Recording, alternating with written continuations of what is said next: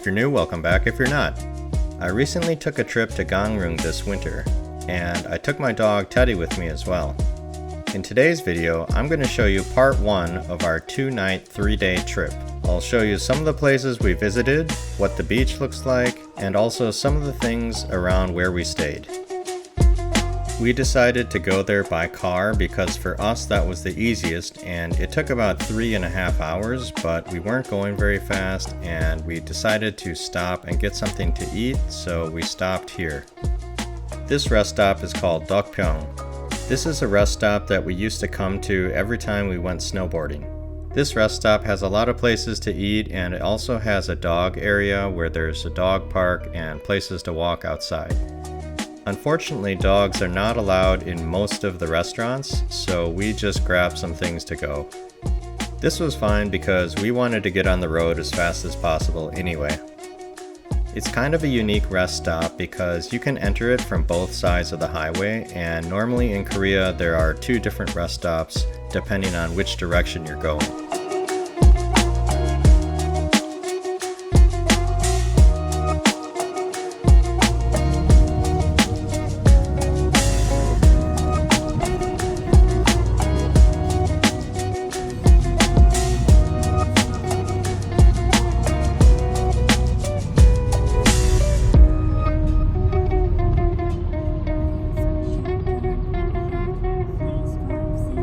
This is the back side of the place we were staying, which is called St. John's.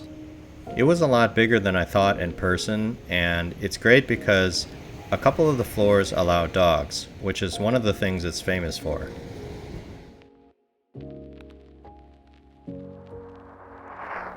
Here's a brief view of our room and what it looks like. Stay tuned for part 2 of the video because I'll go into more depth about what some of the things you can do in this hotel are, because it's huge and there are a lot of things. The 4th and 5th floor of the hotel are designated for pet owners, and as you can see, the rooms are designed and meant to have pets in them, so they come with like mats so the dogs don't slip, dog stairs, and then also a dog bed and dog food bowls.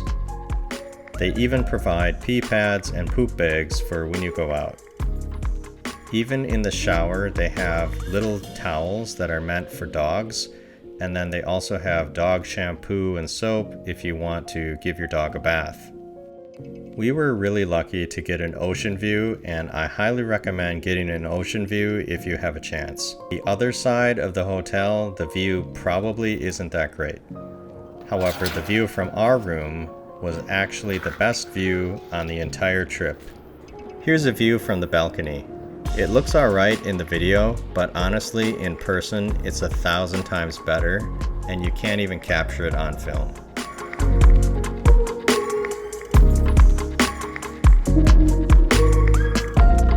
Just beyond this tree line there's a beach, and it goes as far as you can see left and right, and also the tree line follows as well.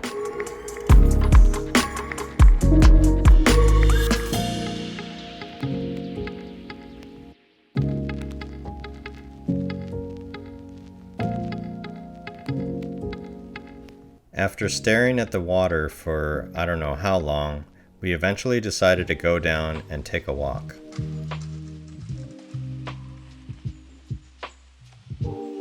Here's a look at what it looks like walking through the trees. I really love that there are so many different paths to walk through. Apparently the trees were planted a long time ago to protect against the wind. It's a really magical experience walking through the trees and the whole time knowing that the ocean is right to your left and you can see it just beyond the tree line. At almost any point you can just turn and head towards the water and you'll have a really surreal moment where you can see the waves and the beach. It never gets old as many times as you do it. Wow, look at that wave. It's huge.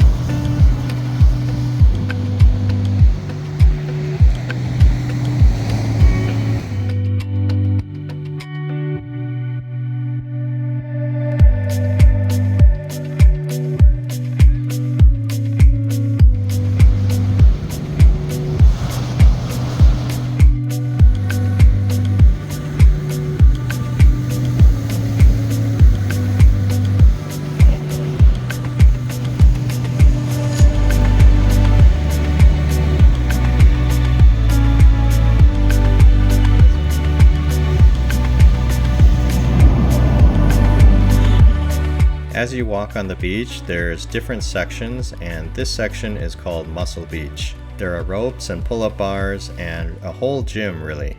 I couldn't make it to the top, but I'm gonna blame it on the heavy winter jacket and backpack. I hope I can come back in the summertime and try again. I couldn't believe that there was actually a full gym out here. It would probably be really fun to work out here. It was getting a bit dark, and walking through the trees at night is even better. Wow, walking paths everywhere.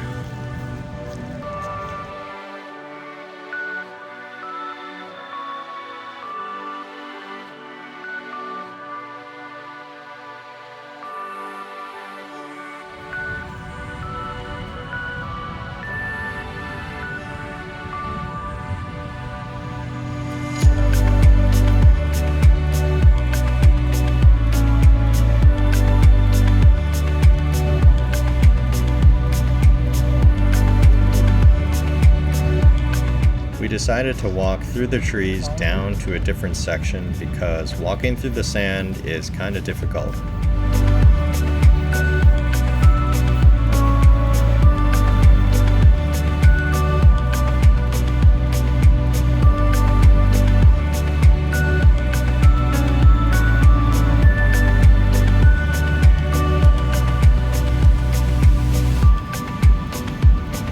If you're staying at St. John's and you walk towards the beach, this is towards the left side if you decide to go towards the left.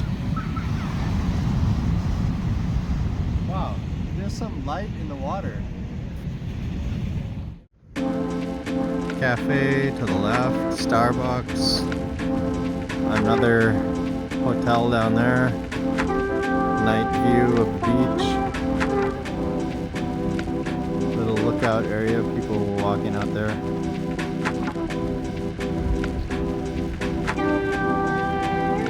St. John's is down to the right.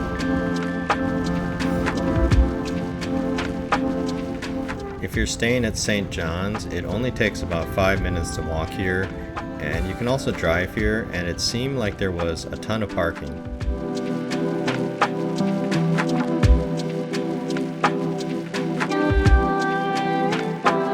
Here's a look at some of the restaurants that we saw, and some of them also allow pets as well.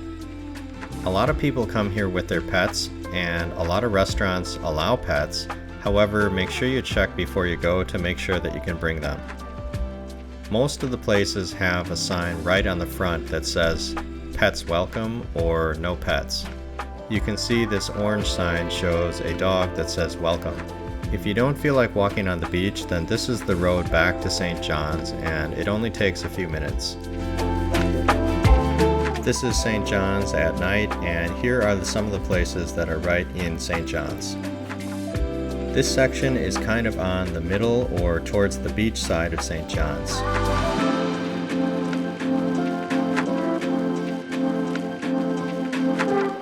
In the front of St. John's, opposite of the beach side, there are a lot of seafood restaurants, and here are some of the ones that we saw. Most of the places right in front of St. John's almost all allow dogs. However, the further away you go, like some of the cafes, they don't allow dogs. If you're staying at St. John's, you can also get like a physical map, and a lot of the places that allow pets are listed on the map. Or you can just check online. You can also ask me in the comments, and if I know, I'll let you know. We arrived on a Monday and stayed early in the week because we didn't want to stay on the weekend because it gets pretty busy. If you do come on a Monday or Tuesday, you might want to check to see which restaurants are actually open because a lot of them could be closed as it's one of their days off.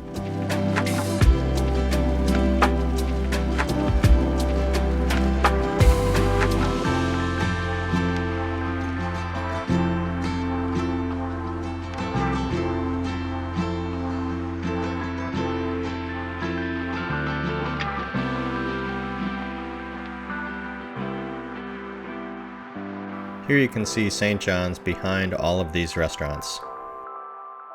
We ended up ordering a lot of food from this place, but that's in part 2.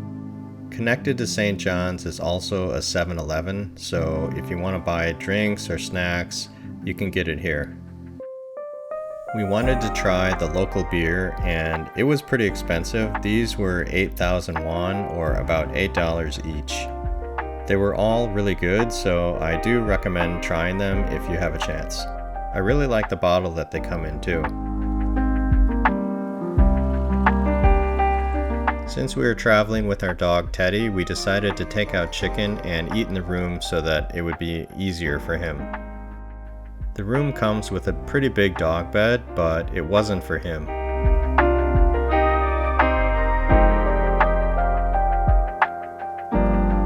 Thank you so much for watching. Have a great day and hope to see you in part 2. Bye!